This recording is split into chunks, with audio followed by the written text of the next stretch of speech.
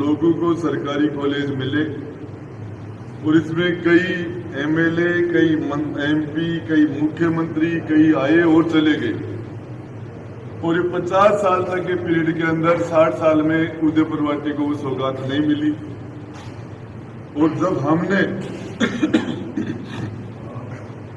सरकार को समर्थन दिया था, कांग्रेस पार्टी में मर्ज हुए थे, इस शर्त के साथ मर्ज हुए थे कि हमारे क्षेत्र का विकास हो, शैक्षणिक विकास हो, हेल्थ का विकास हो, सड़कों का विकास हो, सर्वांगीण विकास हो हमारे क्षेत्र का।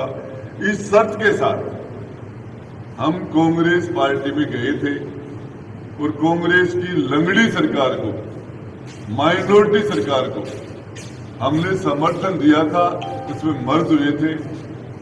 और हमारी एक ही मांग थी कि हमारे क्षेत्र का विकास, और वो विकास हमारा एजेंडा था। और उसमें हमने पिछली बार भी गुड्डा में गवर्नमेंट कॉलेज बनाया, अब की बार उदयपुर वाटी में सरकारी कॉलेज बना, गुड़ा पूंग में भी नगर पालिका बनी और वहां भी सरकारी कॉलेज बना। नगरी जितने भी डेवलपमेंट हुए वो उसी प्रोग्राम के तहत हुए। हमारे मुख्यमंत्री जी 1998 से 2003 तक मुख्यमंत्री थे,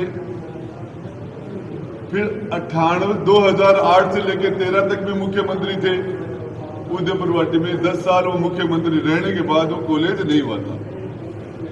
ये कॉलेज राजेंद्र गुड्डा, उदयपुर वाटी का विधायक, इसने सरकार से जो हमारा कमिटमेंट था, हमारी शर्त थी कांग्रेस पार्टी के साथ जाने की, इसी शर्त के साथ हम सरकार में शामिल हुए थे और उससे हमारा एक कॉलेज बना। कॉलेज बनने के बाद हमने अतिक्रमण हटाए। जमीन समस्या यह थी कि कस्बे के अंदर, हमारे नगर के अंदर जमीन की प्रॉब्लम थी, कॉलेज बनेगा। तो उसमें हमने एजुकेशन डिपार्टमेंट की जमीन, दूसरा डिपार्टमेंट हायर एजुकेशन में एनओसी की जो प्रक्रिया थी, डॉक्यूमेंट्री, वो एक कार्रवाई हुई। उसमें लंबी जदोजहद के बाद जमीन ये एजुकेशन डिपार्टमेंट से हायर एजुकेशन में आई। उसके बाद में अतिक्रमण हटा के मौके पर जमीन को खाली कराया गया। फिर उसके बाद में 4.5 करोड़ रुपए लगा के भवन हमने बनाया और उसके बाद में लोगों की इच्छा के अनुरूप 29 तारीख को इस कॉलेज का लोकार्पण हुआ। इसमें कुछ लोग जातिवादी ताक थे, जो एक ही जाति की सर्वोपरिता, कि हमारी जाति सर्वश्रेष्ठ है और हमारी जाति को राज करने का अधिकार है, इस तरह की मानसिकता से ये लोग आके उस प्रोग्राम के अंदर, वहां मीडिया कर्मी भी थे, पुलिस के लोग भी थे, आसपास के सारे लोग थे। इनके जिस तरह का इन्होंने उस कार्यक्रम को डिस्टर्ब करने की कोशिश की, फिर भी कार्यक्रम चला। और लास्ट में जब इन्होंने रास्ता रोका तो हम रास्ते से निकल रहे थे, शांति से सारा कार्यक्रम हो गया। उसके बाद में मुकदमा दर्ज हुआ हमारे पार्षदों पर, मेरे खुद पर भी। तो गहलोत साहब, मैं तो सोच रहा था थक गए होंगे मुकदमे लगाते लगाते, और अभी तक उनकी आचार संहिता लगाने के 2-3 दिन है, अभी तक गहलोत साहब थके नहीं है। और उन्होंने एक प्रयास, एक FIR और दर्ज कराई है जो 100% सरासरी झूठ है, असत्य है। और इसके लिए वहां 1000 लोग थे और पूरा का पूरा राजेंद्र गुड्डा मीडिया के अंदर है, आपके चैनल के अंदर पूरा रिकॉर्डिंग हो रही है किसने क्या किया। हकीकत तो है कि बदमाशी जो लोग कर रहे थे, फिर हमने देखा ये लोग कॉलेज के शैक्षणिक माहौल को खराब करना चाहते हैं। इस कॉलेज के अंदर, हमारी सरकारी गवर्नमेंट कॉलेज में हमारे बच्चे आराम पर पढ़ाई करें, तैयारी करें और एक शिक्षा का शैक्षणिक माहौल रहे, उसको एक राजनीतिक माहौल बनाने के लिए और इसमें एक दादागिरी का माहौल खड़ा करने के लिए और ग्रुपिज्म करने के लिए जिस तरह का यह प्रयास किया इन्होंने, और उसके बाद में इन्होंने मुकदमे दर्ज कराए इसके विरोध में। 6 तारीख को उदयपुरवाटी के अंदर कस्बे में 7 बत्ती पर इकट्ठे होकर हमारे कस्बे के लोग और इसका विरोध करेंगे और ये प्रोटेस्ट करेंगे और फिर हम बस स्टैंड पर आके और एक सभा का आयोजन होगा जिसमें सारे जनप्रतिनिधि अपनी बातें रखेंगे। इससे पहले भी पिछले 20-25 दिन पहले, शायद महीना भर हो गया होगा, जहाज के अंदर एक बच्चा घायल अवस्था के अंदर सड़क पर पड़ा है। उसी टाइम में सुबह 5:30-6 बजे एक ब्राह्मण समाज का बच्चा टेम्पू चलाता वो वहां से आता है और उस घायल को देख के वो आसपास के लोगों को आवाज लगा के उसको वहां से उठा के हॉस्पिटल में ले जाते हैं और सारे लोग इकट्ठे होते हैं। वो इंजर्ड जो भी आदमी उसको लेके और वो हॉस्पिटल में चोमू उसको एडमिट कराते हैं।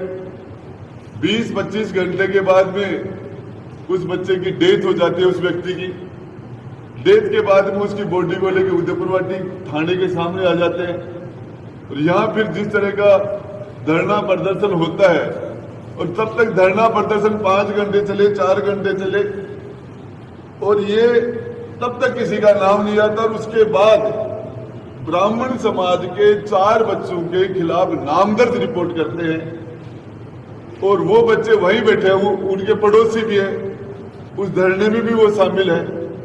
फिर उसके बाद में उन बच्चों को उठा के बंद कर दिया जाता है।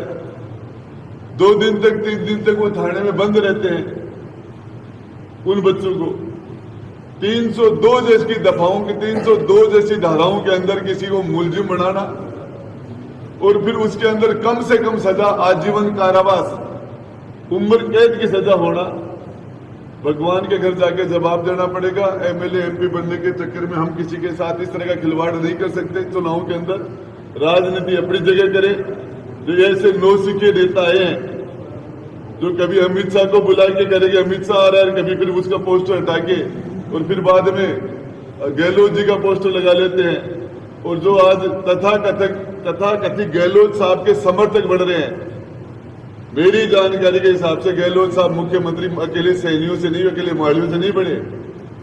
2 बार मुख्यमंत्री बनाने में, सरकार बचाने में राजेंद्र गुड्डा ने अग्रिम पंक्ति में खड़ा रह के हमने मदद की है। और इस तरह की राजनीति जो एक समाज के नाम पर लोग कर रहे हैं, ये छोटे छोटे समाज के जो लोग हैं, इसको कभी बर्दाश्त नहीं करेंगे। हमारा सारा एक ही समाज है, 36 कौम का एक समाज है। इनको इस तरीके से अपने राजनीतिक स्वार्थ के लिए लोग न बांटे। उसमें 2 ब्राह्मणों के बच्चों के फिर और नाम दे दिए, तफ्तीश उठा के थोड़ी थाने में ले गए। कहीं भी ले जाना, किसी भी निर्दोष के खिलाफ हम कार्रवाई नहीं करने देंगे। यदि किसी निर्दोष को झूठा फंसाया गया किसी मुकदमे में तो इसके खिलाफ प्रोटेस्ट होगा, ईंट का जवाब पत्थर से दिया जाएगा। और मेरा इन लोगों के जो लोग इस तरह का कर रहे हैं उनको मैं बता देना चाहता हूं, ये हमारा यहाँ का वातावरण पहले भी किसी ने हिंदू मुसलमान के नाम से खराब करके धारा 144 लगा के उदयपुरवाटी को बदनाम करने की पहले भी कोशिश हुई। आज दोबारा इस तरह की कोशिश कर रहे हैं। तो मेरा सभी से 36 कौम के सभी लोगों से मेरी अपील है कि इस तरह की राजनीति जिससे हम सब आपस के समाजों के अंदर हम विभाजन करें, कहीं ढेर आ जाए, कहीं शहर आ जाए।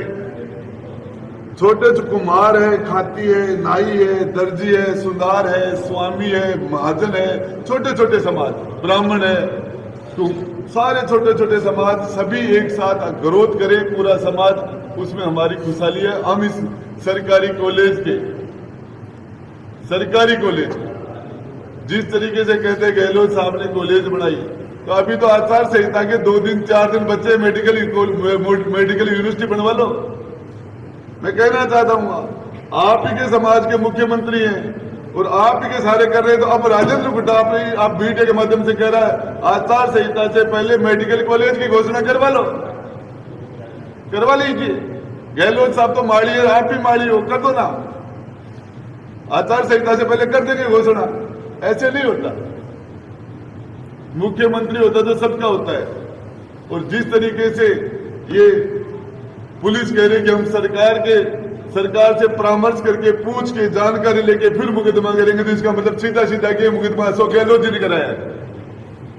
ये मुकदमा जो कल दर्ज हुआ है, राजस्थान के मुख्यमंत्री अशोक गहलोत ने करवाया है।